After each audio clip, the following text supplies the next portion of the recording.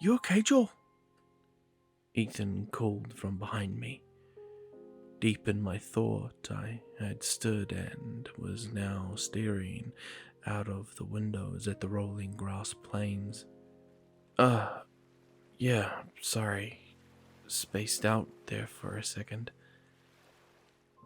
Bea stood from her spot at the board. I gotta run to the bathroom real quick. Joel, can you keep an eye on him? Don't want him cheating. Like a hawk, milady, I told her. She headed out of the room, and I turned to Ethan. I won't tell her if you cheat if you split that Kit Kat with me. Ethan laughed as I took a seat beside him. We sat silently for a moment before he spoke. Are you sure you're okay? Yeah, why? His tone grew solemn. Oh, nothing. It's Andy's birthday tomorrow.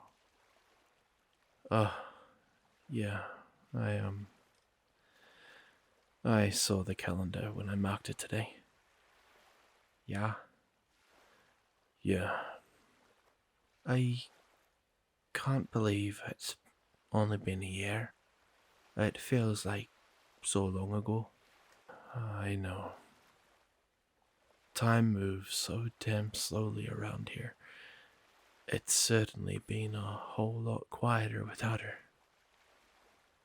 Silence fell over the room again before Ethan continued.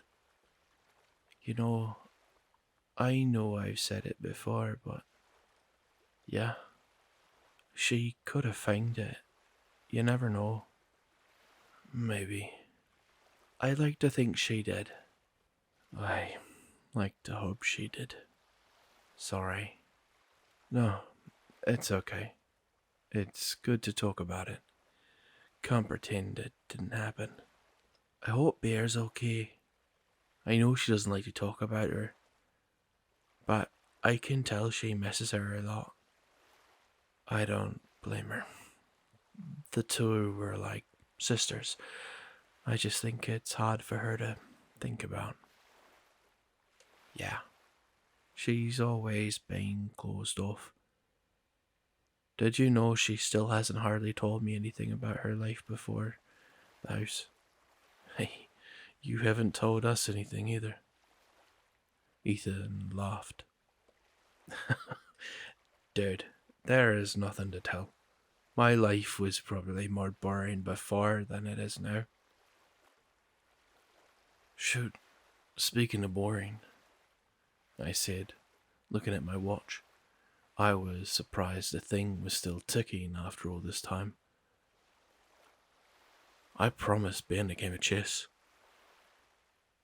Well, good luck with that, Ethan told me as Bear returned to the room.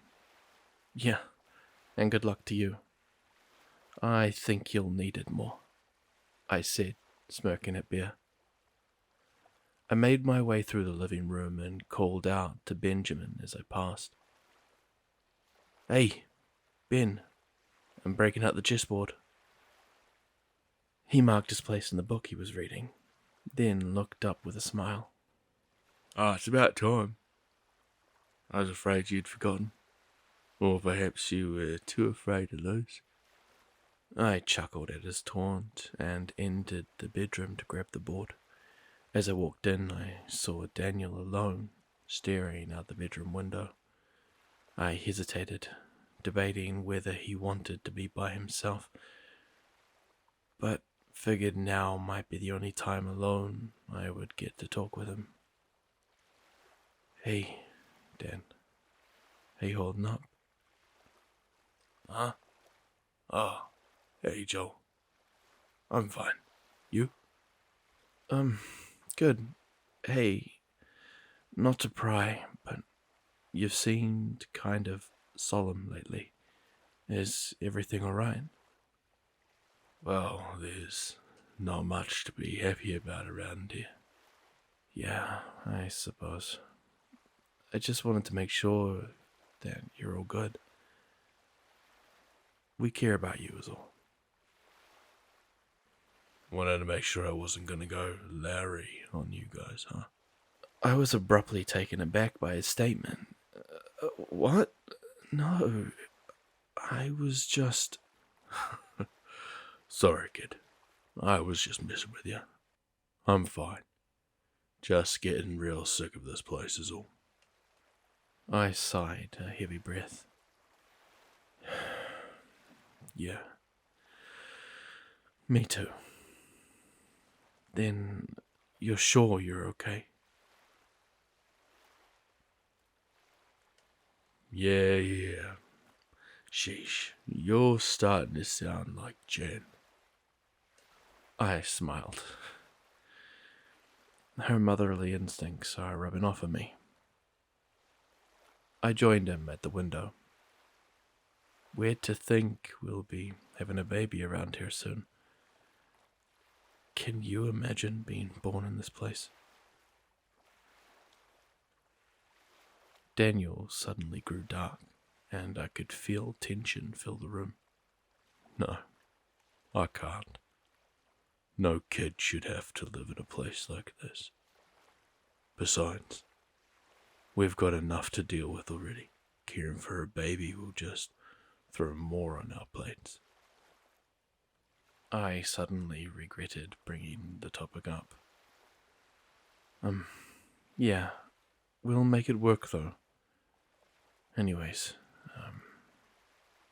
I gotta get back to Ben, I said, grabbing the board. I'll talk to you later. Yeah, he said vacantly at the window. The rest of the day went by as slowly as they usually do, moving from room to room and interacting with each member of our ragtag family. Playing board games, listening to one of the 12 repetitive cassettes that the creature downstairs had brought us. There was one point, however, where something interesting happened. I had been sitting in the dining room talking with Grace and one of our roommates, Claire, when we heard thudding from below. That's odd, Grace started. That thing usually goes down deeper after it does a drop. I wonder why it's still all the way up here. Who knows? That thing is never consistent, Claire scoffed. Yeah, it was a lot closer than normal today, when Bear and I were running the basket. I added. Ethan thinks it may be getting smarter. Claire looked up at me with a smirk. Speaking of you and Bear, how's that going? What do you mean? You know what I mean. I can't say that I do. Oh, Claire, stop teasing the poor boy, Grace said, swatting her on the shoulder. Before long, the hillside began to grow dark as whatever sun lay beyond the clouds started to set. We all began our nightly routine, taking turns in pairs to use the bathroom to wash up and brush our teeth. Since there was 9 of us, there was always one person who got the bathroom to themselves. The only caveat was they were the last to go. Tonight, that person was me. I watched as the group filled into the bathroom, 2 by 2. I began to grow nervous as the hillside became dimmer and dimmer. The room may have been just around the corner from the bathroom, but I still hated walking even a few feet in the dark. Bea and Jan were the last 2 out of the bathroom, and they passed with a smile. Good night, Joe. See you in there, Bea said with an enchanting look. I slipped into the bathroom and shut the door. I put a small dot of toothpaste on my far too worn-down brush and ran it under the chalky water from the old rusted faucet. The sky beyond the skylight above was now almost black, and I abandoned hope of making it to the room before the body started roaming the hills. I sat on the bathtub's edge and got lost in thought for longer than was probably necessary. My mind drifted to what Ethan said earlier. She could have found it. You never know. I began to daydream about the thought. Maybe she had. Perhaps she was back in the world right now, laying in a real bed in a real house. The horrors of this place far behind her. I wondered if she would still think of us, think of me. Wonder if we were okay, or if she tried to forget, to move on. I doubted the last thought. She wasn't that kind of person. She was warm, kind, and thoughtful, always looking out for others and never herself. After all, that's why she had left in the first place. I spat my toothpaste into the sink and splashed some water onto my face.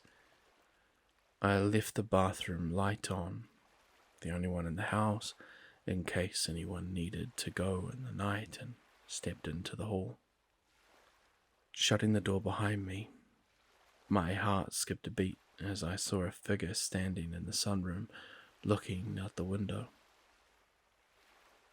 I wondered if someone had somehow left the front door unlocked, but my fear dissuaded as they spoke. "Hey, brother." "Hey," I said plainly. "It's been a while." "It has." "How have you been?" "Here." "Yeah, you have been." He chuckled. He made his way through the living room and stopped next to me, leaning against the wall. "That girl who smiled at you a bit ago was cute. What's her name again? Bea?" I said nothing. "Hey man, I'm not judging.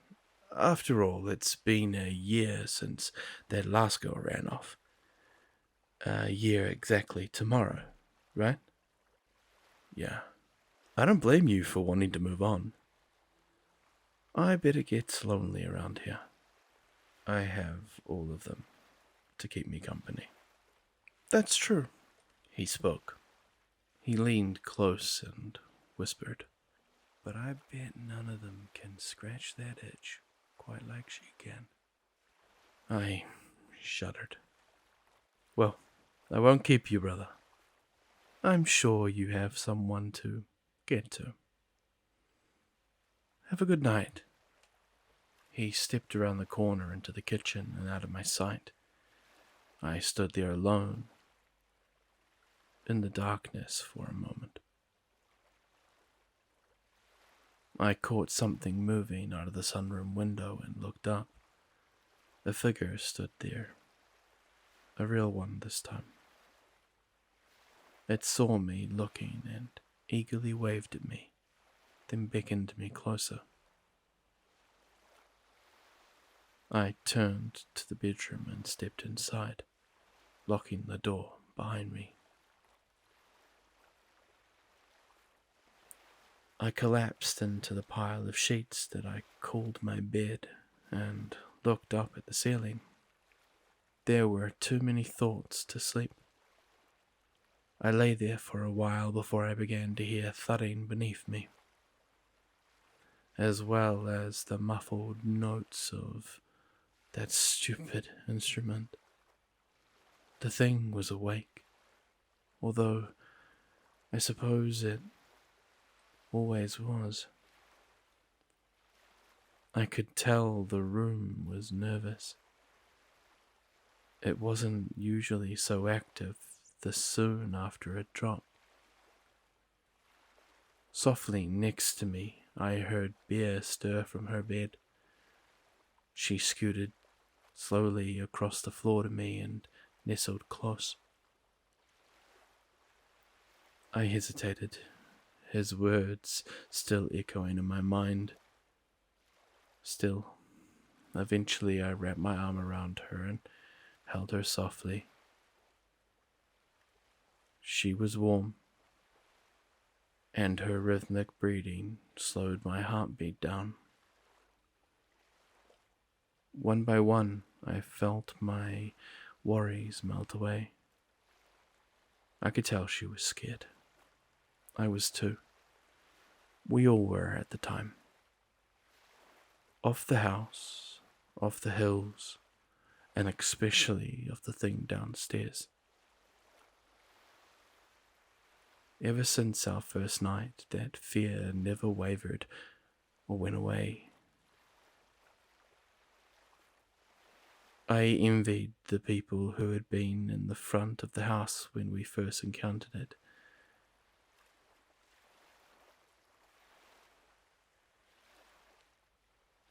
If only I could erase the scene from my mind. What's this thing made of? Larry yelled as he jumped on the doorknob.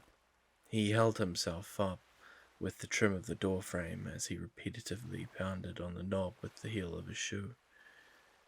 No matter how hard he tried, the door at the back of the bedroom wouldn't open.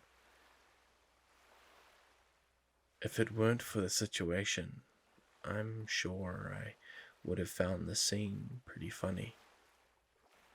Calm down before you hurt yourself, Grace warned. This is ridiculous, Larry yelled, hopping down.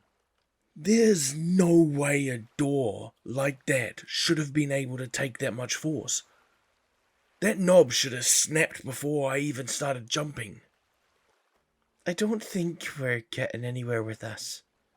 It's obviously not going to open. Well, what would you rather do? Because it's getting dark, and if we don't find a way out of this mess soon, we might just end up like that body outside. Hillary, Ethan corrected. The man ignored him. There's another door in the kitchen, Andy suggested. The house goes further back. Maybe it loops around to this door, or there are more answers that way. We all exchanged looks in a loose way of agreement. We headed for the kitchen door and swung it open. Once again, the sight of the other room greeted us, along with the dark moor of the doorway beyond. A group of us stepped into the space while the rest of the party hung back. We looked at the open entrance before us and stood silently for a moment. Well, Andy nervously said, this is it. It's dark in there, Daniel pointed out. Why are there no windows? We looked at him confused. It was an odd thing to worry about. There are windows in every room of this house. Even the bathroom has a skylight. Why not this one? What's the matter? Larry sneered. Are you afraid of the dark? No. There's just something not right about it. Larry peeked his head through the dark doorway and looked around. He slid his hand around the corner, and I could hear him flick the light switch a few times. Nothing changed in the room, however. Well, it looks like it used to have a light, but the bulbs are burnt. Some stairs lead down. It looks like a finished basement with furniture. Maybe there's a phone down there. Larry withdrew his cell phone from his pocket and clicked on the flashlight. Anyone gonna come? Or do I have to do this all alone? A gentleman whose name I never got to learn stepped forward and turned his phone light on as well. Daniel did the same. Ethan stepped forward to follow, but Daniel raised his hand up. Hold on now. We shouldn't all go at once. If what happened earlier with the hills is anything to go by, we should only go a few at a time. You kids wait here and listen for a signal. Ethan stepped back next to us and nodded. Together, the three men cautiously stepped through the doorway and descended the stairs. As they did, Bear, Ethan, Andy, and I crossed through the door and looked over the railing. The room was big, with a balcony running the length of the wall where we stood. A set of stairs ran from the ledge down to the floor below, and the room seemed to run off further beneath us. The walls were white plaster with grey and black speckled carpet for the flooring. The kind you might find in an office. In the air below us, we could see a peeling white leather couch and a coffee table sitting right in the middle of the room, as well as a fake palm plant in the corner. The man reached a lounge below and looked off towards the space beneath the balcony. There's a doorway down here, Daniel called up to us. We're gonna go in further. Just wait here, Larry added. We watched as the three of them marched forward, the light of their flashlights growing increasingly distant until the room was again in darkness. What on earth is this place? Bear muttered. I'm beginning to wonder if we're even still on Earth, I replied. Maybe we're dead, like in some kind of purgatory. We were all on a bus. Maybe it crashed, Ethan chimed in, although I kind of hoped I was in the clear for heaven. Well, if that's the case, I didn't know they would have fluorescent lights in the afterlife, Andy said, pointing to the burnt-out tube bulbs on the ceiling. What did you guys find? I heard Jan call from the other doorway behind us. The house goes down deeper. They went further in to check it out, I yelled back. She nodded, and then we all began our wait. It was about 10 minutes before we heard voices below and saw the light fill the room again. Larry, Daniel, and the other man stepped into the lounge and looked up at us. This place seriously is not right. What do you mean? It just keeps going back. And there's so many rooms. It's like a maze. Not a single light in any of them either. More stairs go further down. But we thought we'd come back and fill you all in first. Did you find anyone else? No. It gets weirder, the other man added. All of the rooms are different styles. Some of them look older than others. Then, right on the other side of that one, it looks new again. It's like 5 different architects were all working on a different project in the same building. Did you want us to help explore? Ethan asked. No. Just stay up there. This place down here gives me the creeps. Don't want anyone getting hurt. Come on, Larry snapped. I want to hurry up and get out of here. Let's keep looking. There's got to be some... Tink, tink. Everyone went silent. We looked down at the men in confusion, but they just looked up at us with the same expression. What was that? Daniel asked. Maybe something fell over? The man suggested. Tink, tink. Tonk. What is that? Larry asked. It sounds like one of those kids' toys. What are they called again? A xylophone. Tink. Tink. Tonk. Tink. Yeah, that's it. A xylophone. Each man nervously exchanged looks, trying to decide what to do. Someone was playing a xylophone in a pitch-black basement. One they had just found, nobody in. If whoever it was had wanted to be seen, they would have. They were now clearly making themselves known. Finally, the man whose name I never learned stepped forward. Hello? Tink, tink, tonk, tink. The plane abruptly stopped. Silence. Larry suddenly stepped forward. Listen here. If there's someone there, you better show yourself now. I'm getting really pissed off.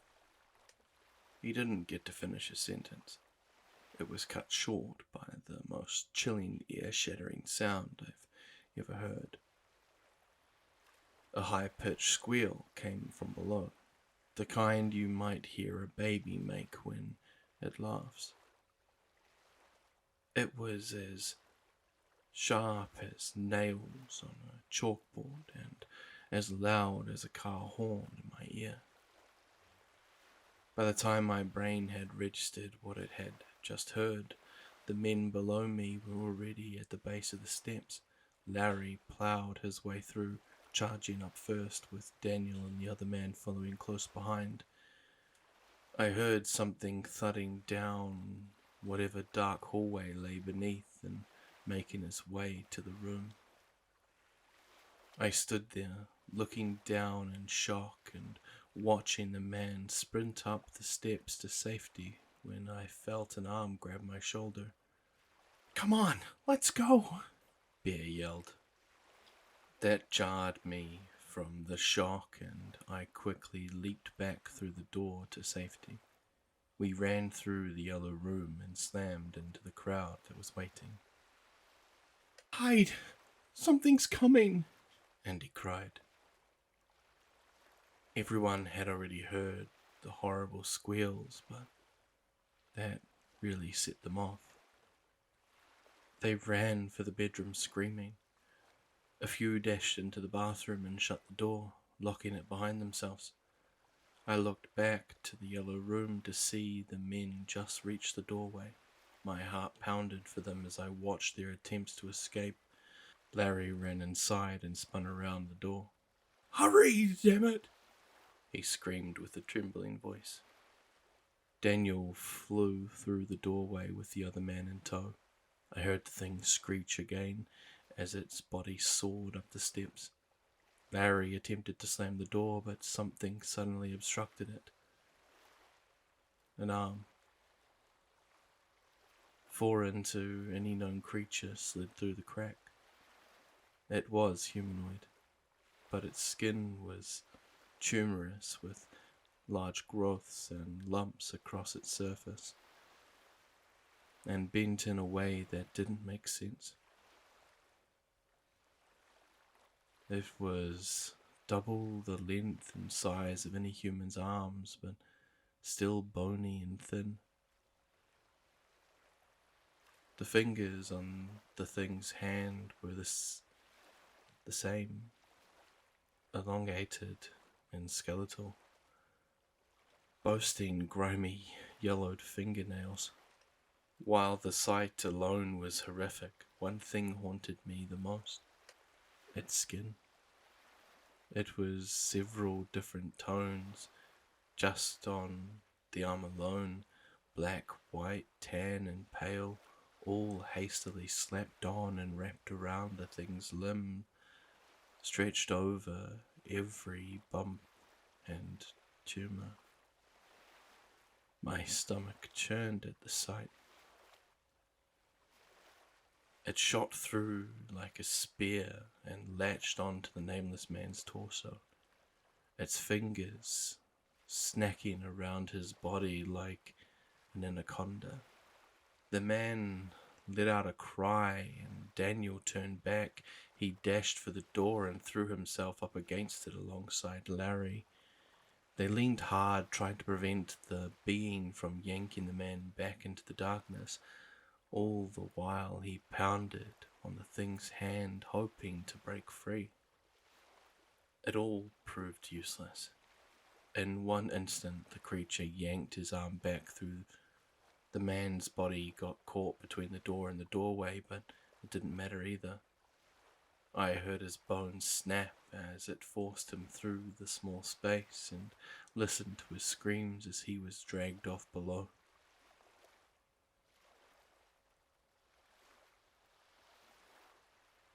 There's a reason I never learned his name. Daniel and Larry ran over to our door and slammed it shut, clicking the lock into place. Larry kneeled over and threw up onto the floor, and Daniel looked at us with abject horror. I turned to see that Andy and I were the only ones who had stayed to witness what had just happened. None of us could say anything. We all just sat in the hallway by the kitchen for a long while, thinking. Finally, Larry broke down into sobs. What? What is this place? We said nothing. Daniel stood and crossed back over to the kitchen. What are you doing? Don't open it again. What do you think I am? A lunatic? He snapped back. He stopped in front of a wooden pantry, tucked off to the side of the kitchen, and began to drag it until it rested in front of the door. It snapped that guy in half, Andy said softly. I don't know if that'll be enough to stop it. Probably not, but it's all we can really do. We would end up losing one more person to the thing in our time here, a man named Matt. After a few weeks of living off only water from the bathroom taps, the need for food became apparent. Daniel and Larry told us they had seen cupboards and shelves downstairs with cans and boxes of food on them. We had two options. Have people risk going down there for food, avoiding the creature along the way, or sit in the house until we starved. After that, we were afraid that we might have to go don a party on each other. Larry refused to venture back down into the basement. While he had been an absolute jerk since our arrival, I understood why. Luckily, Daniel volunteered, and Matt agreed to go with him. It's all hopeless anyway, he had said. We die either way. However, when they opened the door to the other room, they were surprised to find a basket full of items waiting for them. Unfortunately, they took the time to sort through them then and there. According to Daniel, they had shut the door to the stairs before they had started looking. That's how we learned it could open doors. It heard them before long and came charging fully into the room. Matt had been closest to the door and was unfortunately grabbed by the thing and dragged into the basement. Daniel told us he didn't even scream, or look scared at all for that matter. He looked like he knew his fate was inevitable. However, Matt was another person who gave his life to teach us the rules of the house. The thing leaves us baskets. We take the baskets quickly. We don't wait around. We had his name painted on the kitchen wall like Hillary's. I had asked Daniel several times throughout the years what the thing looked like. He was the only one who had ever fully seen it. He would never tell me, though. He would shake his head and softly say, "Just be glad you don't fully know what brings our food to us."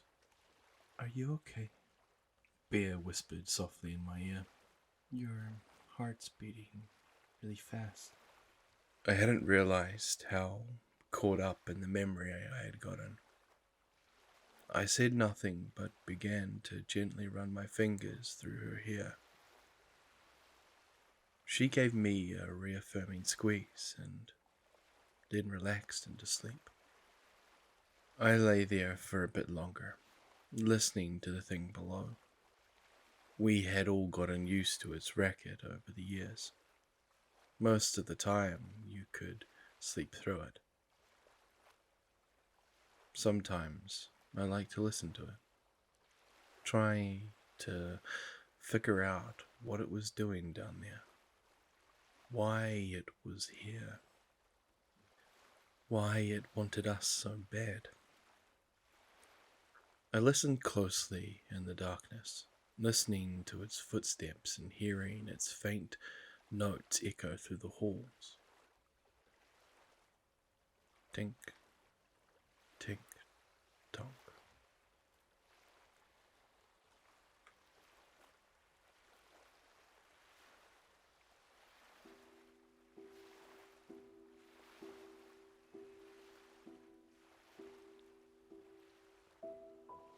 Well, well, well. Kia ora, family. Grim here. And thank y'all for stopping by and listening to my nightmare. This tale is part 2 to the amazingly terrifying tale Somewhere Beneath Us, written by the user Inkwelder. Again, bravo, Inkwelder.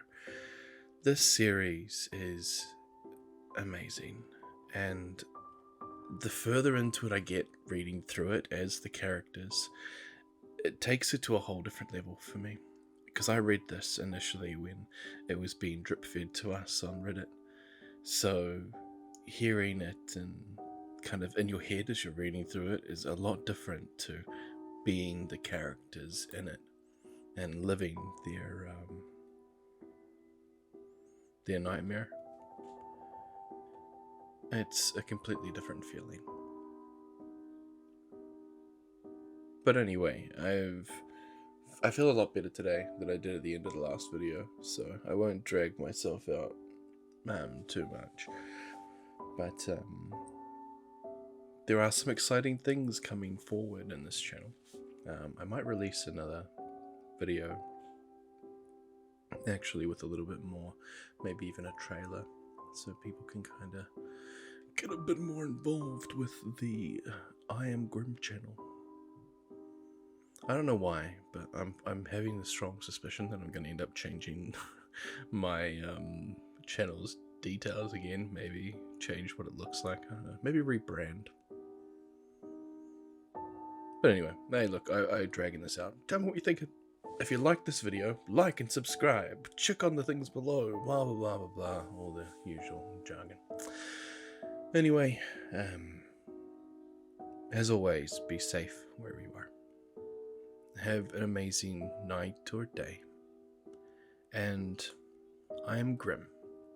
And I'm, well, signing off.